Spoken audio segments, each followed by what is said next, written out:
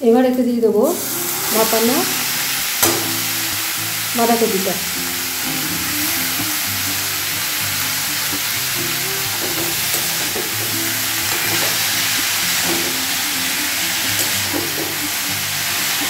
এখন এই বাঁধাকপিটা আমি কেটে নিচ্ছি, নিয়ে রান্না করব। কেমন করে করব দেখাচ্ছি।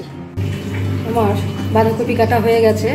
এবার এটা আমি একটু প্রেসারে দিয়ে সিদ্ধ করে নেবো, অসময়ের তো, তাই জন্য একটু সিদ্ধ করে নেবো, ভাপিয়ে নেব। সিদ্ধ হয়ে গেছে, এবার আমি এটা জলটা ছেঁকে নিচ্ছি।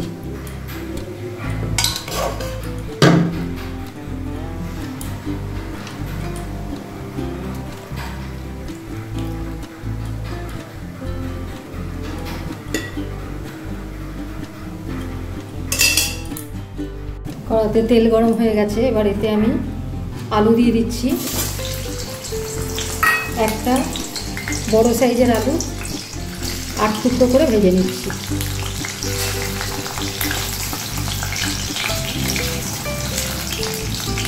লাল করে ভাজা হয়ে গেছে, এবার এগুলোকে আমি তুলে নিচ্ছি।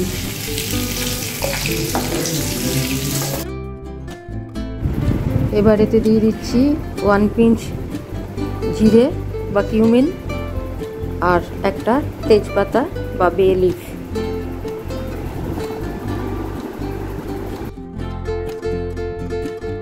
দিলাম 2 কাঁচা লঙ্কা,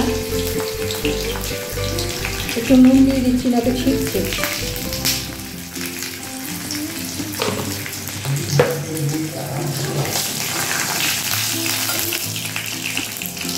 এবার দিয়ে দিচ্ছি 2 চামচ পেঁয়াজ রসুন বাটা।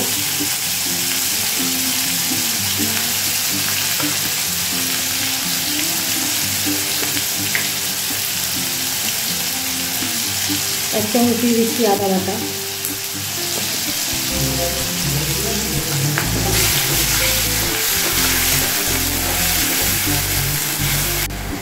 এবার এতে দিয়ে দিচ্ছি 1 চামচ এটা জিরে গুঁড়ো,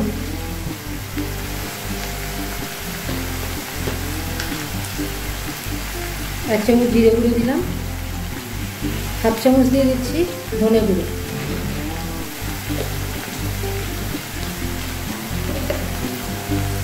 দিয়ে দিচ্ছি 1 চামচ মতো টমেটো বাটা।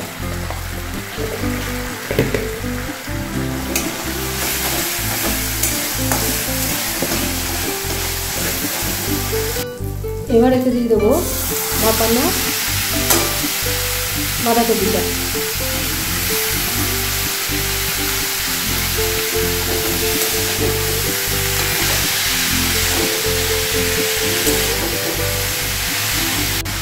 হলুদ গুঁড়ো দিয়ে দিচ্ছি।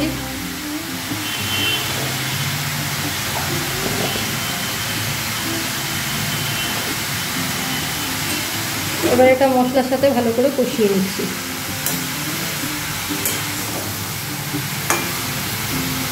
জলটাকে শুকিয়ে নেবো যতটা পারবো।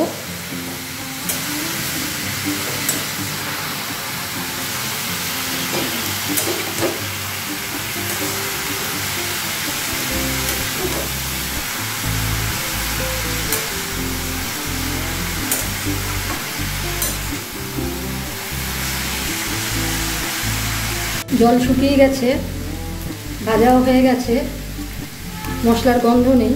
এবার এতে আমি দিয়ে দিচ্ছি 1 চামচ মতো চিনি। এটা চিনিটা যে যার নিজের টেস্ট অনুযায়ী দেবেন। আর একটু দিয়ে দেবো এতে নুন, 1/4 টিস্পুন নুন দিলাম। আর একটু ভেজে নেব। চিনিটা একটু এর সাথে মেল্ট হয়ে যাক, একটু লালচে ব্রাউন কালার আসবে। লঙ্কাগুলো ভেঙে গেছে।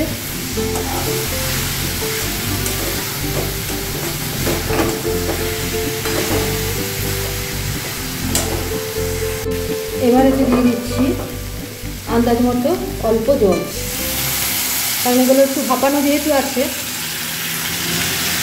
আর দিচ্ছি না আপাতত।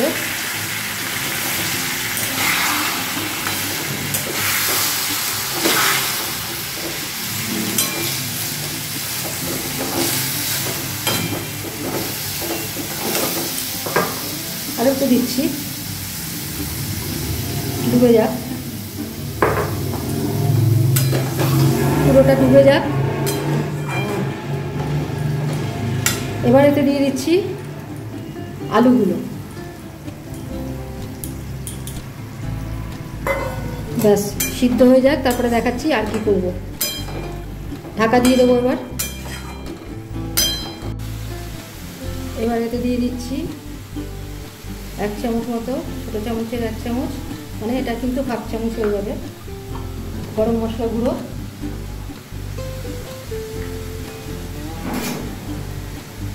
আর দিয়ে দিচ্ছি হাফ চামচ ঘি।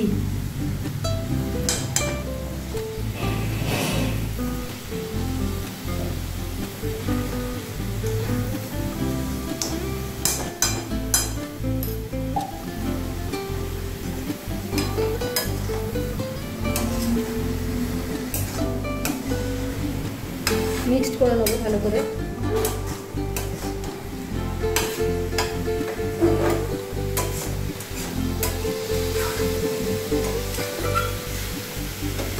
যদি কেউ এরকম রাখতে চান রাখতে পারেন, এইভাবেও নামানো যায়। আবার যদি কেউ বেশি শুকোতে চান তাহলে শুকানোও যেতে পারে, তবে শুকানোর ক্ষেত্রে কিন্তু আঁচটা কমিয়ে দিয়ে করতে হবে, কারণ বেশি আঁচ দিয়ে যদি শুকান তাহলে এটা যখন ঠান্ডা হবে জল ছেড়ে বেরিয়ে আসবে।